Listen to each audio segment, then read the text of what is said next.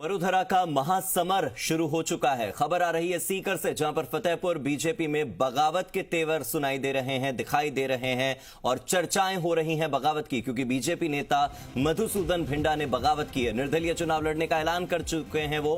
फतेहपुर से बीजेपी के प्रत्याशी श्रवण चौधरी का वो विरोध कर रहे हैं। तो अब श्रवण चौधरी का विरोध करते हुए मधुसूदन भिंडा ने बगावती तेवर दिखाए हैं और उनके मुंह से ये बात सामने आई है कि वो खुद कह रहे हैं कि मैं निर्दलीय चुनाव लड़ने जा रहा हूं। तो अब ये बगावती तेवर दिखाई दे रहे हैं, बगावत के सुर सुनाई दे रहे हैं और मेरे सहयोगी से जुड़ते हैं और ज्यादा जानकारी जुटाते हैं।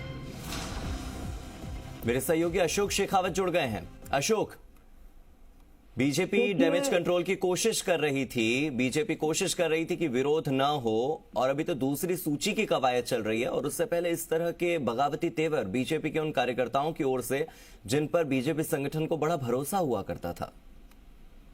देखिए, ये फतेहपुर से काफी निष्ठावान कार्यकर्ता और पदाधिकारी भी रहे हैं। मधुसूदन भिंडा इनके पिता थे, वो भाजपा से विधायक रहे हैं, बनवारी भिंडा।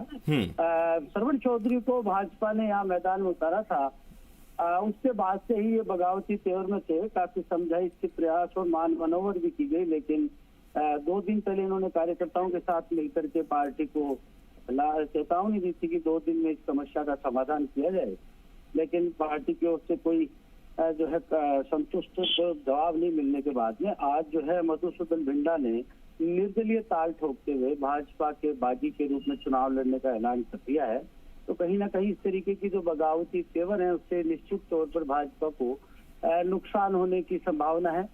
फतेहपुर में इस तरीके की हो गई है। इसके अलावा यहाँ से सासारामगढ़ से जो है वो यहाँ एक प्रत्याशी को जो है यहाँ पे भाजपा घोषित कर चुकी है, लेकिन वहाँ पे सब शांति कायम है, सब एकजुट है। अभी फिलहाल वहाँ का इसी तरीके का कोई विरोध स्वर सुनने को नहीं मिला है, लेकिन इसके अलावा अभी 6 सीटों पे और प्रत्याशी घोषित करने हैं। अब जैसे ही दूसरी सूची आती है उसके बाद में देखना होगा कि किस प्रत्याशी का कितना विरोध होता है। कहीं ना कहीं भाजपा और कांग्रेस आने वाले समय में जैसे ही प्रत्याशियों की सूची जारी होगी उसके बाद में निश्चित तौर पे, क्योंकि दावेदारों की जो है सूची लंबी है, तो निश्चित तौर पे इस तरीके के विरोध के स्वर सुनने को मिलेंगे। लेकिन जो प्रदेश नेतृत्व तो है इस मामले में जुटा है कि इनको समझाइश करके पार्टी की मूल विचारधारा में लाने का प्रयास किया जाएगा, ऐसा पदाधिकारियों का कहना है। लेकिन फिलहाल बगावती तेवर है, निश्चित तौर पर भाजपा को नुकसान होने की संभावना। इसके अलावा वहां की अगर राजनीति के बारे में बात करें, वहां के ग्राउंड लेवल पर बात करें, तो क्या इस तरह की सुगबुगाहट थी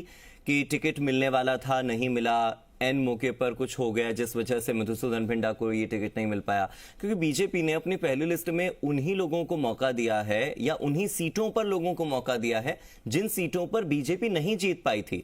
बीजेपी कमजोर थी, इसीलिए तो नए लोगों को मौका मिला है। बिल्कुल, जिताऊ उम्मीदवार तो नहीं है ना ये। देखिए, मैं जिस तरीके से बताऊं कि यहाँ पे लक्ष्मणगढ़ से जो है कांग्रेस की ओर से निश्चित तौर पे लगभग नाम तय है। पीसीसी चीफ है गोविंद सिंह डोटासरा, उनको मिलना है। उनके सामने भाजपा ने जो है अभी 41 की जो सूची थी उसमें पूर्व केंद्रीय मंत्री जो भाजपा में थे पहले, उसके बाद में छोड़ करके कांग्रेस में चले गए थे, सुभाष महरिया को यहाँ से मैदान में उतार दिया। हालांकि यहाँ पर भी 2-3 दावेदार थे।